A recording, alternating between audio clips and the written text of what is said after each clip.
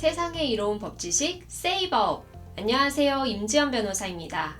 현행 법은 상속인이 피상속인과 혈연 관계가 있으면 원칙적으로 상속을 받을 수 있게 되어 있고, 직계존속 사례 등 5가지 결격 사유가 있는 경우에만 상속을 받을 수 없도록 하고 있는데요. 여러분은 이에 대해서 어떻게 생각을 하시나요? 상속에 관한 법률이 개정되어야 한다는 논의는 가수 구하라 씨의 안타까운 사망과 부양 의무를 다하지 않던 친모의 상속 요구 사건 이후 지속적으로 제기가 되어 왔는데요.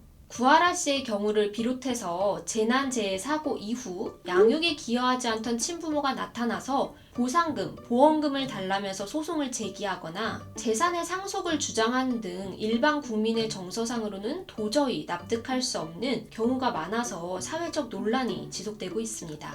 최근에도 논란이 된 사건이 있었는데요. 바다에서 실종되어서 사망 간주가 된 어선원 김모 씨의 친모가 김모 씨와 54년간 교류가 없었음에도 불구하고 김모 씨의 누나를 상대로 사망보험금 출급 청구권 확인 소송을 제기해서 1심에서는 물론이고 2심에서도 승소하여 상속권을 인정받은 사건입니다. 먼저 현행 민법을 한번 같이 보시면 이렇게 5가지 경우만이 상속 결격 사유로 규정이 되어 있는데요. 고의로 직계존속을 살해했다든지 상해를 가하여 사망에 이르게 했다든지 피상속인의 유언의 자유를 침해하려고 한 경우 등이 규정이 되어 있습니다. 소위 구하라법이라고 불리며 상정되어 있는 민법 개정안들은 상속인이 피상속인에 대한 부양 의무의 현저한 혜택을 보이거나 학대 등의 범죄를 저지른 경우와 같이 상속받을 만한 자격이 없는 법정 상속인의 상속권을 제한하는 것을 주된 내용으로 하고 있는데요. 많은 국민들이 공감하고 있는 구하라법, 도대체 왜 빨리 시행되지 않는 것인지 궁금하신 분들이 많으실 텐데요. 우선 법 제정 과정이 그렇게 간단하지만은 않습니다.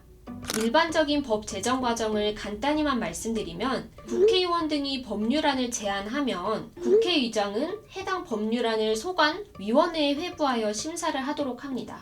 또 위원회는 이렇게 회부된 법률안에 대해서 심사를 진행을 하고 위원회의 심사를 마친 법률안은 또다시 법제사법위원회로 회부가 되어서 체계 및 자구심사를 거치게 됩니다.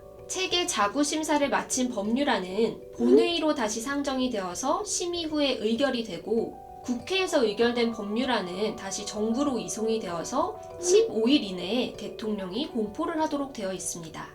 축약을 해서 말씀드려도 이 정도니 많이 복잡한데요. 법이 한번 잘못 제정이 되면 그 피해는 고스란히 국민들에게 돌아오는 것이니 법 제정은 신중히 이루어져야 하는 것이 맞습니다. 그럼 구하라법은 현재 어느 단계에 와 있을까요? 구하라법의 경우 여전히 소관위원회의 심사 중에 있다고 하는데요. 구하라법이 아직까지도 통과되지 못하고 있는 이유는 첫 번째로는 구하라법이 상속 결격 사유로 명시하고 있는 부양 의무의 현저한 혜택라는 개념과 관련해서 피상속인에 대한 부양 의무의 범위를 어느 정도까지로 볼 것인지, 부양 의무를 현저히 게을리하였는지에 대한 판단 기준을 어떻게 설정할 것인지가 아직까지도 불명확하기 때문이고, 두 번째로는 상속권을 제한하는 방식에 관하여도 의견 대립이 있기 때문이라고 합니다.